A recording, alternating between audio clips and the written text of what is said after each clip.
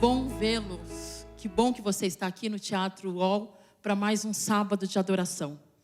Eu quero fazer alguns lembretes.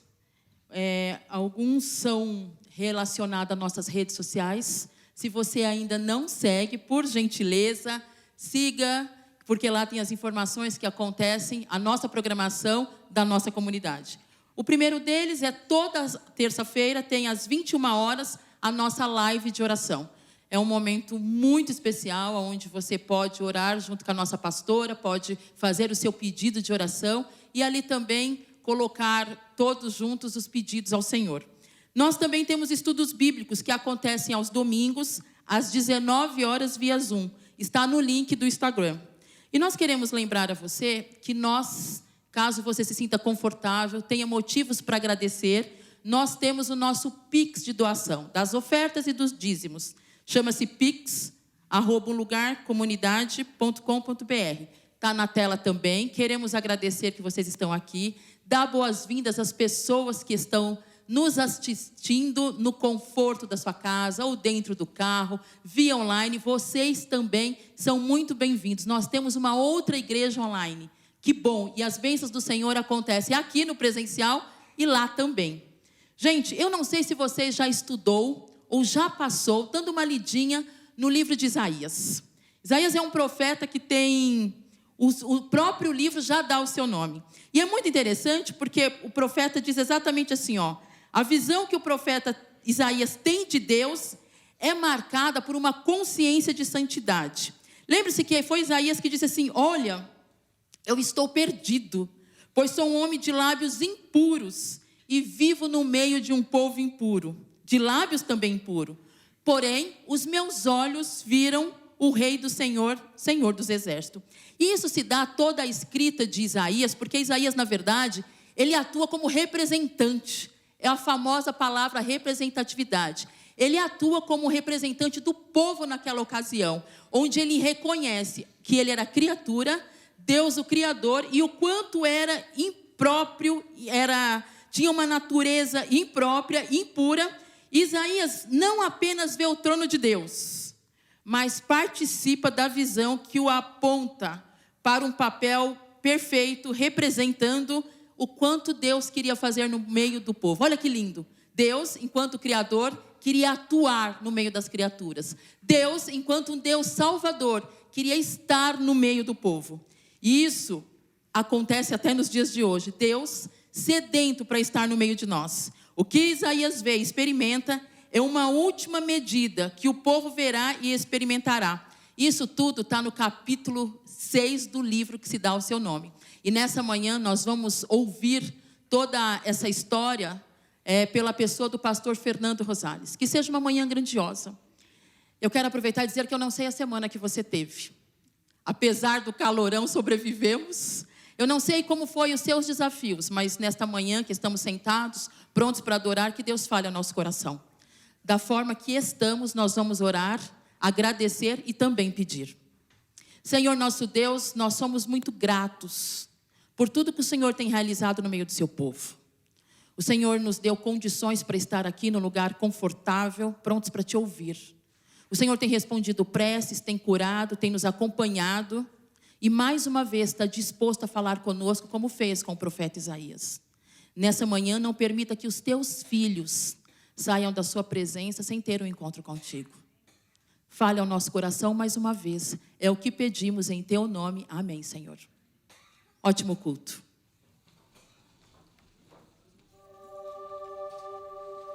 Bom dia, igreja. Vamos ficar de pé?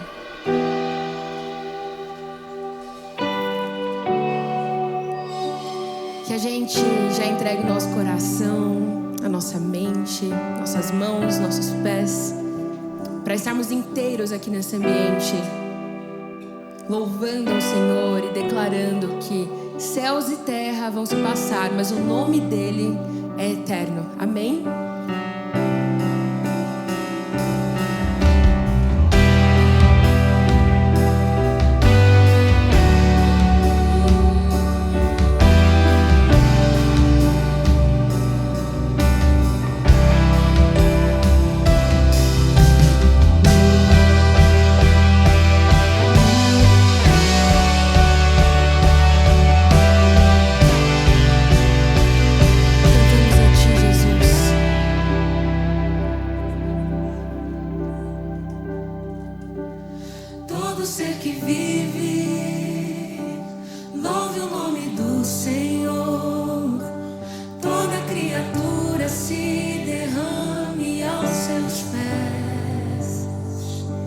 Ao som da sua voz, o universo se desfaz. Não há outro nome comparado ao grande eu sou. E mesmo sendo pó, com tudo que há em mim, confessarei que céus e terra passaram, mas o teu nome é eterno. Todo joelho dobrará ao ouvir teu nome, teu santo nome. Todo ser confessará, louvado seja o teu nome, teu santo nome.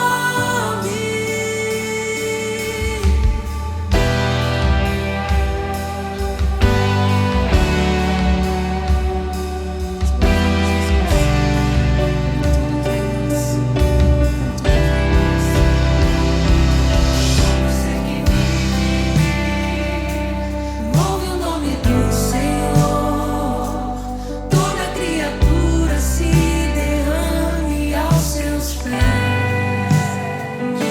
Ao som da sua voz, o universo se desfaz. Não há outro nome comparado ao grande eu sou. E mesmo sendo pó, com tudo que há em mim, confessarei que céus e terra passarão, mas o teu nome é eterno. Todo joelho dobrará ao ouvir teu nome, teu santo nome.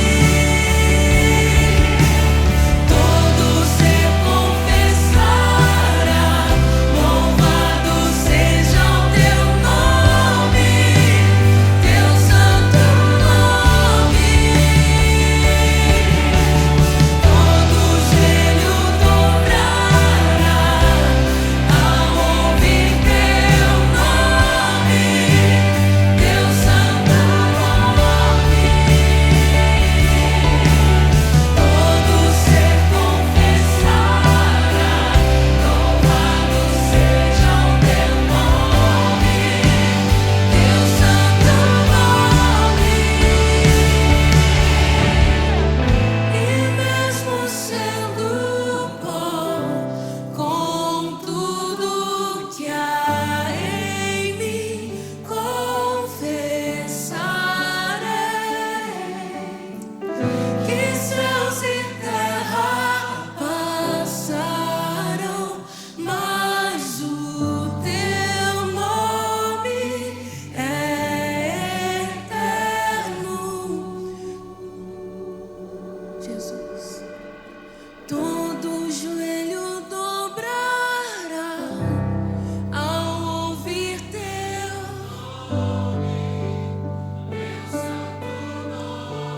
cantamos a ti. Todo ser louvado seja o teu nome, teu santo nome. Louvado seja o teu nome, Jesus. Cantamos hoje eternamente. Louvado seja o teu santo nome.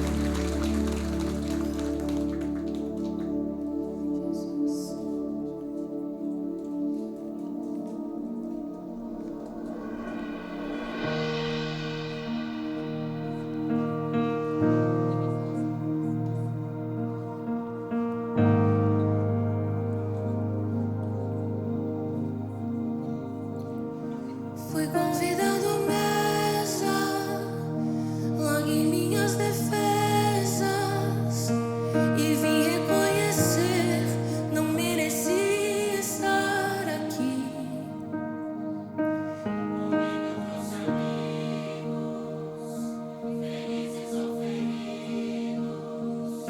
Gente que escutou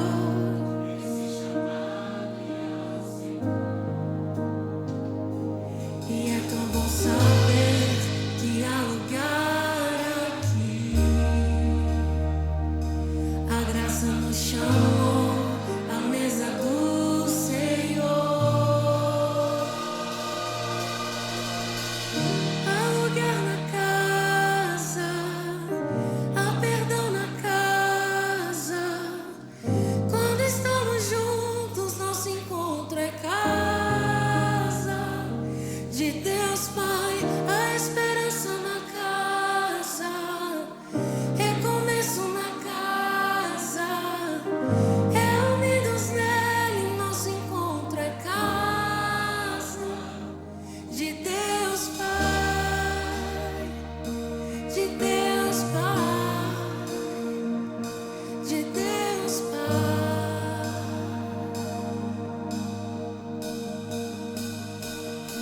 O som da sua palavra curou a nossa alma. O verbo nos amou, da solidão nos resgatou.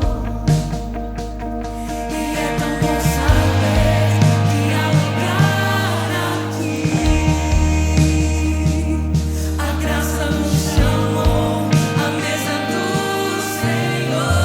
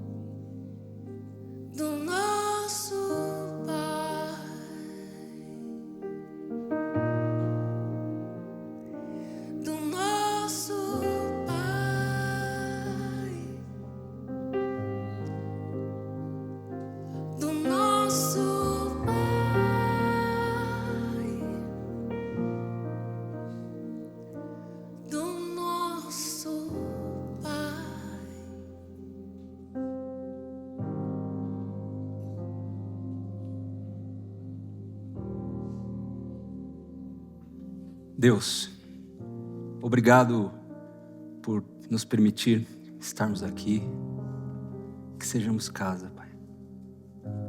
Obrigado pela vida. E eu gostaria de pedir por todos aqueles que estão aqui, também aqueles que estão nos acompanhando pela internet, que estão passando por dificuldades, que elas possam encontrar conforto em Ti. Que Seu Santo Espírito conduza o nosso culto e que saiamos dele transformados de acordo com o Teu querer. Que sejamos instrumentos. É o que eu te peço em nome de Jesus. Amém. Obrigado. Olá, comunidade. É muito bom estar aqui com vocês novamente. E eu quero começar com uma história simples, antiga, mas que eu gosto bastante e que vai nos ajudar nesse terceiro episódio da série Visões de Deus. Tinha um jovem rapaz, que morava no Rancho Fundo, no interior do nosso país. E ele gostava muito de ir à igreja. Apaixonado pela Bíblia. E aí, numa quarta-feira, o dia amanheceu chovendo, e assim permaneceu na parte da tarde, e era dia dele ir para a igreja. Quando estava ali próximo do horário do pôr do sol, parou de chover. E ele decidiu, eu vou. Colocou lá sua melhor roupa, camisa, uma calça branca, um sapato, e saiu rumo à igreja. A igrejinha ficava a uns 30 minutos da sua chácara. E aí vocês imaginem, né? Escuridão, aquelas ruas sem asfalto, terra, e lembra o que eu falei? Tinha chovido o dia inteiro. Terra com água da quê? Lama, né? Terra com água da lama. E de repente, esse jovenzinho caminhando, ele conhecia bem ali o caminho. De repente ele viu uma luz se aproximando. E cada vez mais aquela luz se aproximava. Mas calma que não era um disco voador, eu não vou caminhar para isso, tá? Era um carro que estava vindo. E quando o carro estava se aproximando dele, tinha um buraco. E o pneu do carro caiu naquele buraco e voou água, lama para cima do rapaz. E o carro foi embora. O rapaz, poxa, mas como estava tudo escuro, ele deu uma limpadinha, falou, não, dá para continuar. Já estava perto da igreja, né? E aí ele foi. A igreja ficava no alto de uma montanha. E bem perto da igreja tinha um poste, né? Era raro isso. Tinha um poste ali com luz. Um poste de luz. E ele foi se aproximando. Quando ele chegou perto desse poste, ele viu que o estrago tinha sido gigante. Ele estava todo sujo. Tanto que nem deu para ele entrar na igreja. Essa luz, ela representa Deus. Muitas vezes, na nossa caminhada, quando nós nos aproximamos de Deus, nós percebemos o quão sujo estamos. E isso tem tudo a ver com a visão do nosso personagem de hoje, Isaías. No primeiro episódio desta série, o pastor Edson Nunes falou da visão que Abraão teve de Deus. Lembrando que Deus fez uma aliança com Abraão e ele fez algumas promessas. Terra e descendência para Abraão. E aí, a descendência tão aguardada, né, por Abraão, Deus anunciou ali, e está em Gênesis 15, que a descendência de Abraão seria escravizada. Olha, que bênção, né? Seria escravizada por 400 anos. Aí, na semana passada, o pastor Edson falou do encontro que Moisés teve com Deus, da visão que Moisés teve de Deus. Quem não assistiu, né? Esses esses sermões, fica aí o convite para acessarem o nosso canal no YouTube. E Deus também fez uma aliança com Moisés. Lembrando, Moisés foi um instrumento de Deus para a libertação do povo do Egito. Passados 400 anos, depois de Abraão ali, Deus levanta Moisés e ele é esse instrumento para a libertação do povo. E agora esse povo está no êxodo, rumo à terra prometida. Só que essa primeira geração, essa geração que sai do Egito, na hora que chega em frente à terra prometida, não confia tanto em Deus. A gente também já viu isso em alguma série aqui da comunidade. E aí, esse povo não entra na terra prometida, volta para o deserto, e aí é necessário que venha uma nova geração. O próprio Moisés não entrou na terra prometida. Quem conduziu a nova geração foi Josué. E aí vem o período de juízes, vem o período dos reis de Israel, lembrando que não era essa vontade de Deus, de que a nação de Israel tivesse um rei. Afinal de contas, quem era o rei de Israel? O próprio Deus. Mas, e Deus já sabia, e a gente vê isso lá em Deuteronômio, mas o povo quis um rei igual as nações vizinhas já tinham. E depois fica aí o convite de Deuteronômio 17 para vocês verem o que os reis deveriam fazer, né, os reis de Israel, para que não fosse tão ruim o negócio. E aí a gente tem esse período. E eu pergunto a vocês, qual foi o rei mais conhecido, mais famoso de Israel? Até os dias de hoje, né? Todo mundo conhece. Davi, o rei Davi. E Deus também fez uma aliança com Davi. E essa eu gostaria de ler com vocês, porque vai ser muito importante aqui para a nossa história. E está lá em 2 Samuel 7. Nós vamos ler ali o finalzinho, tá? Da aliança, a partir do versículo 12. 2 Samuel 7, a partir do versículo 12. Quando os seus dias se completarem, e você, Davi, descansar, Deus falando, né?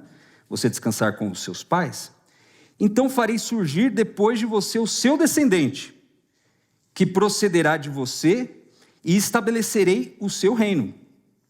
Este, o seu descendente, edificará um templo ao meu nome, e eu estabelecerei para sempre o trono do seu reino. Atenção para a palavra sempre, ok? Para sempre o trono do seu reino. Eu lhe serei por pai, e ele me será por filho.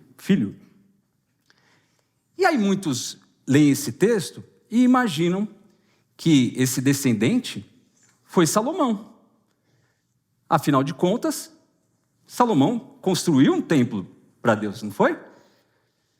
Mas Salomão morreu, o templo foi destruído. Então nós, que somos cristãos, entendemos que esse descendente é Jesus Cristo. E tanto que lá em Mateus 1:1, o primeiro livro do Novo Testamento, capítulo 1, versículo 1, começa falando da genealogia de Jesus, né? E começa dizendo, Jesus Cristo, filho de Davi, filho de Abraão. E a gente vê no Novo Testamento, em vários momentos, as pessoas se referindo a Jesus como filho de Davi. O conceito de filho era um pouco diferente, né, do nosso. Então nós entendemos que Jesus Cristo é esse descendente. E aí agora nós temos esse cenário, depois de Davi, voltando lá ao período de Davi. Nós temos os filhos dele, e chega ali no período de Roboão, e lembrando que então a promessa, né, de Deus é de que o Messias, de que esse descendente, o rei de Israel, viria da linhagem de Davi. Então as pessoas que viviam nessa época aguardavam por isso. E aí a gente tem ali no período de Roboão uma confusão geral entre as tribos. Lembrando que há nessa história, né, na história de Israel, a divisão de tribos. E, de repente, você tem 10 tribos indo para o norte, que ficam conhecidas como o Reino de Israel, e 2 tribos no sul. As 2 tribos, Judá e Benjamim. E é ali que tem a capital, Jerusalém, onde está o templo. E é ali que também continuam os reis da linhagem de Davi. Então a expectativa é de que o Messias viria dali. O reino do norte, os reis de lá, de mal a pior. Tanto que em 722 a.C., a Assíria, o império da época que estava querendo dominar todo mundo, invade e acaba praticamente com o reino de Israel. Só que a gente vê ali no Reino do Sul alguns reis indo um pouquinho melhor, pouquinha coisa. E nós temos a figura do profeta, sempre alertando com relação à quebra da aliança. Lembra que a gente falou da quebra da aliança? Isso é muito importante. Então, lá em Judá, nesse período ali, e ele começa o seu ministério em 740, dizem os estudiosos, nós temos Isaías. E Isaías, ele pega pesado com os reis, pega pesado com o povo, com os líderes. E é esse o contexto da visão. Esse chamado, essa visão que Isaías teve de Deus, está lá no capítulo 6. E aí alguns perguntam assim, mas por que no capítulo 6, né? E não no capítulo 1? Assim como o de Jeremias, por exemplo, né? No capítulo 1 já tem lá o chamado dele, vai ser profeta. Por que que o de Isaías está no capítulo 6? Então é importante nós entendermos o que está acontecendo ali do capítulo 1 ao 5.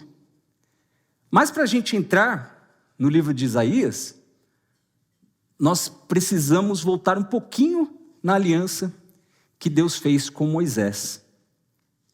As alianças, e a gente já estudou bastante sobre isso, e inclusive fica aqui como convite aos domingos, né?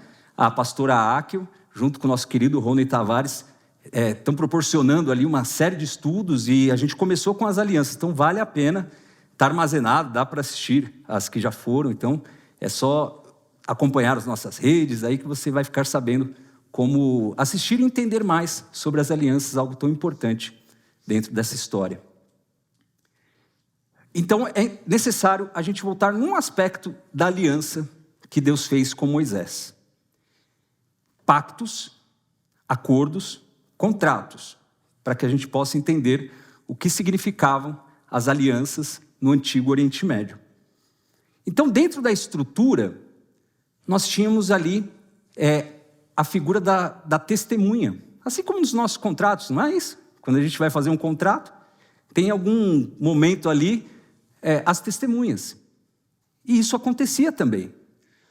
Olha lá o que está em Deuteronômio, quem quiser acompanhar aí, lembrando que nós temos uma aliança feita, né, proposta por Deus ao povo por meio de Moisés. E aí aqui a gente tem, olha que interessante, capítulo 30, versículo 19. Hoje, Deus falando, tomo o céu e a terra por testemunhas contra vocês. O que lhes propus a vida e a morte, a bênção e a maldição, escolham, pois, a vida, para que vivam vocês e os seus descendentes. Céu e terra viram testemunhas. Em algumas culturas dessa época, ainda hoje acredito que tenha isso, mas esses elementos da natureza eram considerados deuses, divindades. E eles eram meio que responsáveis por fiscalizar, né, o cumprimento da aliança. Agora, e eu convido vocês a acompanharem, nós vamos começar a entender o que está no livro de Isaías. Obviamente que de maneira resumida, até o capítulo 6, que é lá que está a visão. No capítulo 1, a partir do versículo 2, escutem, ó céus, e ouça, ó terra, porque o Senhor é quem fala.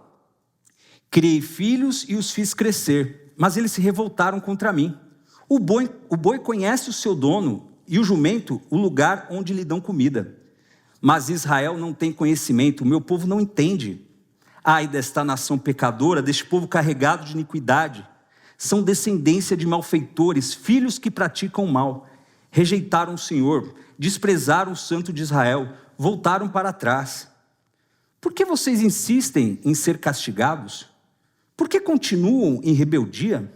Toda a cabeça está doente e todo o coração está enfermo. É assim que começa o livro. O negócio está feio. E quando as testemunhas são chamadas, diante desse juiz, é para dizer, olha, este povo não está me representando. Este povo não está sendo o povo de Deus. Eu vou executar. Dentro também da estrutura ali, das alianças, a gente tinha as maldições, E uma maldição terrível para o povo de Israel, imaginar, era o exílio. E por quê? Para nós aqui hoje, muitos de nós temos a vontade, o sonho, o interesse de fazer um intercâmbio, morar fora um tempo, conhecer outra cultura. Mas aqui, gente, o exílio significava você estar longe de Deus. Não era a terra prometida por Deus? O templo onde Deus se manifestava, onde a glória, a Shekinah de Deus estava, não era nesse lugar? O exílio era algo terrível para eles, algo muito triste que eles não queriam. Mas, ao mesmo tempo, esse povo simplesmente ignorava a Deus. E quando a gente continua nos capítulos seguintes, nos versículos seguintes de Isaías, olha algo que Deus condena: o culto hipócrita. A partir do versículo 15, capítulo 1. Quando vocês estendem as mãos, eu fecho os meus olhos. Sim, quando multiplicam as suas orações, não as ouço, porque as mãos de vocês estão cheias de sangue. Lavem-se e purifiquem-se. Tirem da minha presença a maldade dos seus atos. Parem de fazer o mal. Aprendam a fazer o bem. Busquem a justiça. Repreendam o opressor. Garantam o direito dos órfãos. Defendam a causa das viúvas. Deus aqui, Ele mostra qual é a sua escolha. A escolha de Deus é pelos oprimidos, não é pelos opressores. O povo de Deus precisa tomar uma decisão. Ser como Deus. Fazer uma escolha pelos oprimidos e não pelos opressores. E aí, quando a gente avança agora lá para o capítulo 3, a gente tem essa figura do juiz, a gente tem essa linguagem de julgamento de uma maneira muito explícita, a meu ver. Vou ler a partir do versículo 13. O Senhor se levanta para apresentar a sua causa. Ele se apresenta para julgar os povos. O Senhor entra em juízo contra os anciãos do seu povo e contra os seus líderes. Ele diz, foram vocês que arruinaram esta vinha. E essa história da vinha a gente entende lendo o capítulo 5. Então, voltando, foram vocês que arruinaram esta vinha. O que roubaram dos pobres está na casa de vocês. Com que direito vocês esmagam o meu povo e moem a face dos pobres? O Senhor dos exércitos é quem está falando. E no capítulo 5, um anterior à visão, ai dos que ajuntam casas e mais casas, reúnem para si campos e mais campos, até que não haja mais lugar, e ficam como únicos moradores no meio da terra. Pessoal, e parece que isso está dentro da gente. Quem de nós não quer uma vida tranquila, sossegada, viver de renda? Mas há uma condenação com relação a isso. Nós precisamos olhar para aqueles que precisam de nós. Precisamos ser instrumentos desse Deus. E finalmente chegamos no capítulo 6, a visão de Isaías e o chamado do profeta. No ano da morte do rei Uzias, eu vi o Senhor assentado sobre um alto e sublime trono, e as abas de suas vestes enchiam o templo. Rei Uzias começou bem. Ele reinou por 52 anos e mandou bem por boa parte desse tempo. Porém, no final ali do seu reinado, ele entra no templo, quer dar uma de sacerdote também, e aí a coisa não fica legal para ele, pega a lepra, e dá para acompanhar, né, para saber mais a história dele, lendo lá 2 Crônicas 26. E eu acho muito interessante porque o trono está vazio. Isaías apresenta, o trono está vazio. E ao mesmo tempo ele vê o Senhor assentado sobre um alto e sublime trono. E as abas de suas vestes, mostrando a grandeza de nosso Deus, enchiam o templo. Na sequência, serafins estavam por cima dele. Cada um tinha 6 asas. Com 2 cobria o rosto, com 2 cobria os pés, e com 2 voava. E clamavam uns para os outros, dizendo: Santo, Santo, Santo é o Senhor dos exércitos. Toda a terra está cheia da sua glória. Pessoal, Isaías está tendo uma visão, e nós vamos entendendo aqui de que ele está no templo. E eu acho fantástica essa questão dos serafins, porque quando nós lembramos do propiciatório, e isso a gente encontra lá no livro de Êxodo, então há muito dessa intertextualidade. Isaías aponta para o passado, e Isaías também aponta para o futuro. Quando nós lembramos da tampa da Arca da Aliança, nós lembramos de que tem 2 anjos, um virado para o outro. E aqui é como se essa cena ganhasse vida. E o fato dessas 6 asas, né, e cada par em uma posição, dá uma sensação de movimento para nós.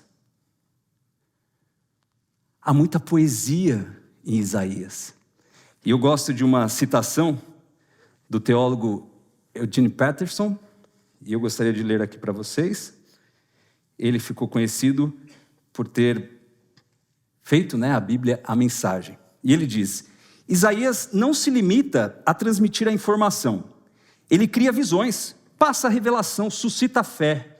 É um poeta no sentido mais fundamental, um criador, tornando Deus presente e fazendo dessa presença algo indispensável. Isaías é o profeta poeta por excelência do povo hebreu.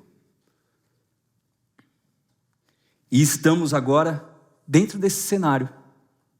Deus e anjos voando. E cantando Santo, Santo, Santo, que é um superlativo, né? E a gente conhece a música Canção do Apocalipse, né? Acho que muitos aqui estão cantando na mente essa música. Mas é uma citação, há muitas citações do livro de Isaías no Novo Testamento. Os umbrais das portas se moveram com a voz do que clamava, e o templo, olha o templo, se encheu de fumaça. Então eu disse: ai de mim, estou perdido, porque sou homem de lábios impuros, e habito no meio de um povo de lábios impuros. E os meus olhos viram o Rei, o Senhor dos exércitos, a visão de Isaías. No capítulo 5, a gente vê muitas vezes, e até nos capítulos anteriores, né, os ais de lamento, né, de dor, de sofrimento pela situação, e Isaías aplicando aos pecadores, aos outros. E aqui, diante da santidade de Deus, ele reconhece: eu também sou pecador. eu também sou filho do meu tempo. Eu também cometo muitos dos pecados que eu estou acusando as outras pessoas de fazerem. Ai de mim, Senhor. Então um dos serafins voou para mim, trazendo na mão uma brasa viva que havia tirado do altar com uma pinça. Com a brasa tocou a minha boca e disse: eis que esta brasa tocou os seus lábios, a sua iniquidade foi tirada e o seu pecado perdoado. E está cheio de paralelos, obviamente, com Êxodo, com os significados, né, do que aconteciam, dos serviços dentro do tabernáculo e depois do templo. E aí essa brasa, que poderia destruir o pecador, na verdade ela traz o quê? Perdão. A santidade de Deus que traz perdão. A palavrinha serafim, né, no hebraico, nós poderíamos traduzir os que brilham, né? Os serafins são os que brilham, são os que ardem. Depois disto, ouvi a voz do Senhor que dizia: a quem enviarei? E quem há de ir por nós? Eu respondi: eis-me aqui, envia-me. E olha que poderoso exemplo para nós. Diante da santidade de Deus, diante do conhecimento de Deus, diante do entendimento do que Ele fez por nós, como pode ser diferente? Nos entregarmos à missão de Deus. Então Ele disse: vai e diga a este povo, ouçam, mas sem entender, vejam, mas sem perceber. Torne insensível o coração deste povo, endureça-lhes o ouvido e feche os olhos deles, para que não venham a ver com os olhos, ouvir com os ouvidos e entender com o coração, e se convertam e sejam curados. A missão de Isaías não foi fácil. O povo iria endurecer o coração, e aqui também podemos dizer que é uma intertextualidade, uma referência a Faraó. Quando temos as pragas do Egito, quando ele endurece o coração, aqui também a gente percebe que então que esse povo vai endurecer o coração diante da mensagem de Isaías. Então eu perguntei: até quando, Senhor? Ele respondeu: até que as cidades estejam em ruínas e fiquem sem habitantes, o exílio virá. As casas fiquem sem moradores e a terra esteja em ruínas e devastada, e o Senhor afaste dela o povo. E no meio da terra sejam muitos os lugares abandonados. Mas, se ainda ficar a 10ª parte dela, tornará a ser destruída como o terebinto e como o carvalho, dos quais, depois de derrubados, ainda fica o toco. Assim, a santa semente será o seu toco. E nós estamos numa posição privilegiada, né? Porque, de fato, acontece o exílio, de fato, retorna um remanescente, mas sabemos que não é só disso que Deus está falando com relação ou para Isaías. Deus fala da santa semente e novamente apontando para o Messias que viria. Há uma mensagem forte de julgamento, mas há também esperança. E quando a gente avança para o capítulo 7, nós vemos Isaías já em missão. Então Isaías disse: agora escute, ó casa de Davi, será que não basta vocês abusarem da paciência dos homens? Querem abusar também da paciência do meu Deus? Portanto, o Senhor mesmo lhes dará um sinal. Eis que a virgem conceberá e dará à luz um filho, e lhe chamará Emanuel. Quando nós vamos lá para o livro de Mateus,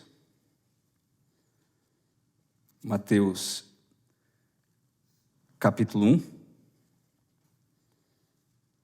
e quem estiver com a Bíblia, eu convido para ler.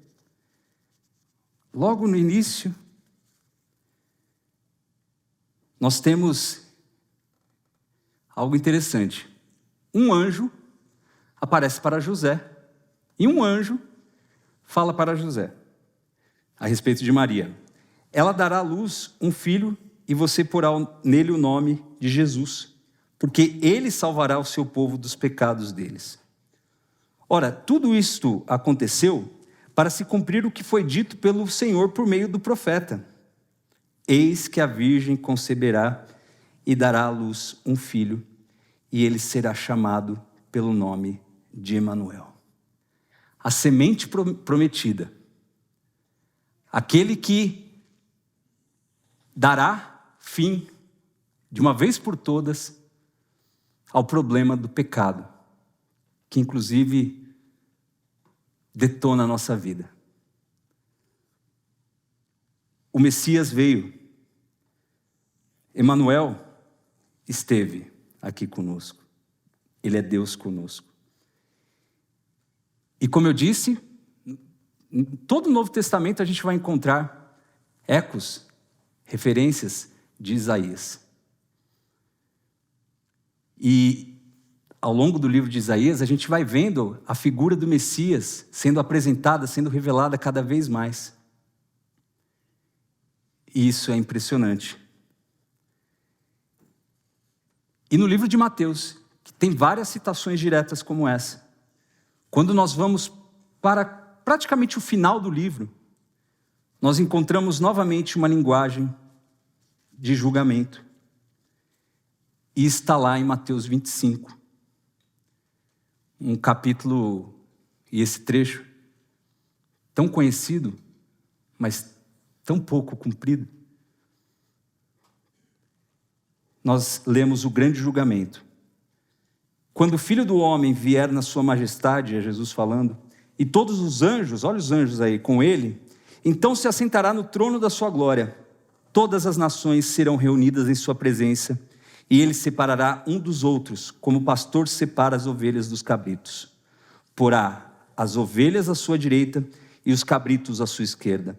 Então o rei dirá aos que estiverem à sua direita: venham, benditos de meu Pai, venham herdar o reino que está preparado para vocês desde a fundação do mundo.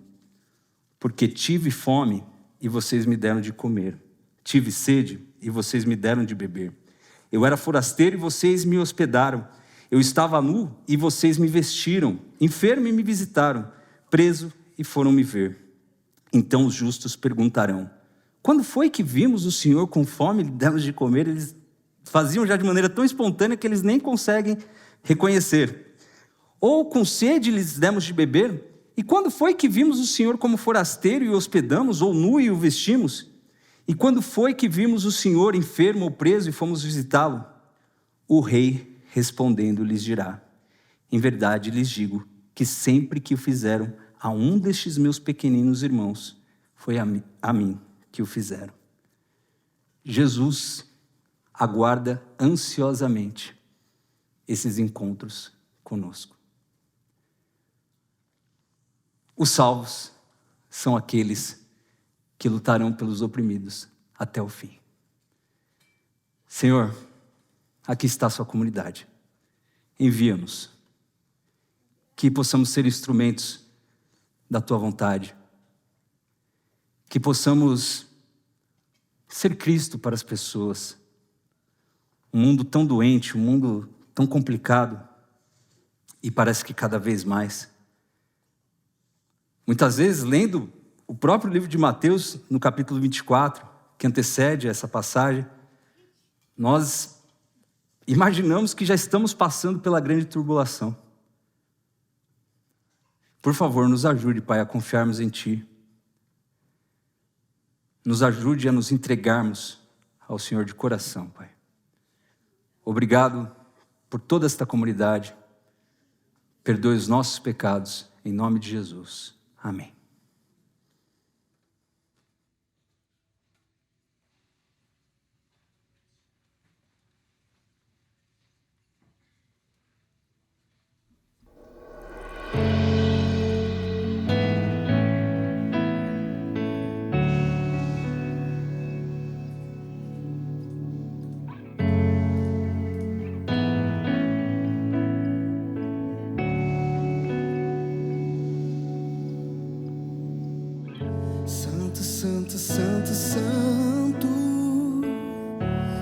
santo é o meu Senhor, tua glória inunda a terra e o céu. Ai de mim, um homem pecador, não mereço ver teu esplendor. Os meus lábios tão impuros me condenam. Como Isaías e o serafim, com brasa viva purifica-me. Limpe os meus lábios para te servir. Eis-me aqui, envia-me a mim.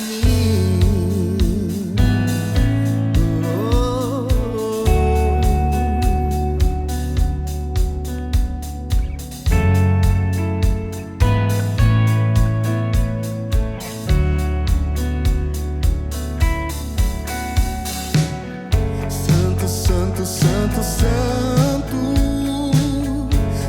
santo é o meu Senhor, tua glória inunda a terra e o céu. Ai de mim, um homem pecador, não mereço ver teu esplendor. Os meus lábios tão impuros me condenam.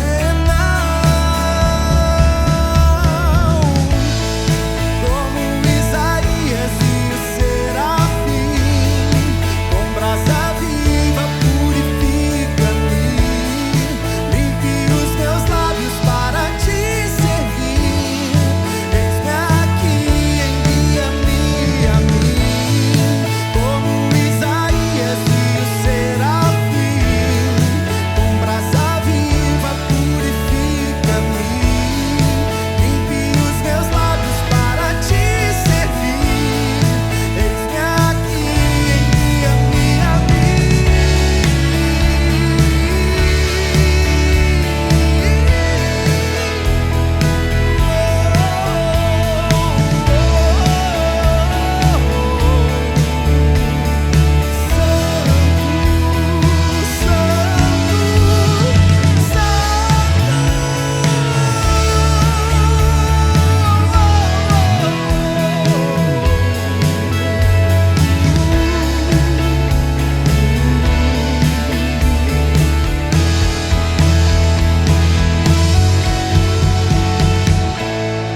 Como Isaías e o serafim, com brasa viva purifica-me. Limpe os meus lábios para te servir. Eis-me aqui, envia-me a mim.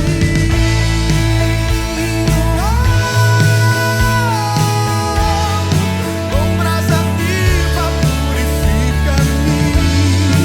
Enche os meus lábios para te servir.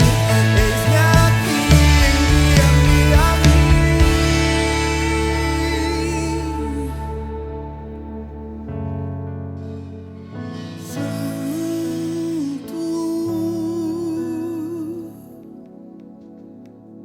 Santo é o Senhor, tu és santo, santo.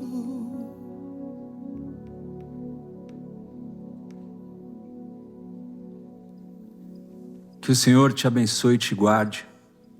Que o Senhor faça brilhar o rosto sobre ti e tenha misericórdia de ti. Que o Senhor sobre ti levante o rosto e te dê a paz. Esta é a comunidade. Até a próxima semana.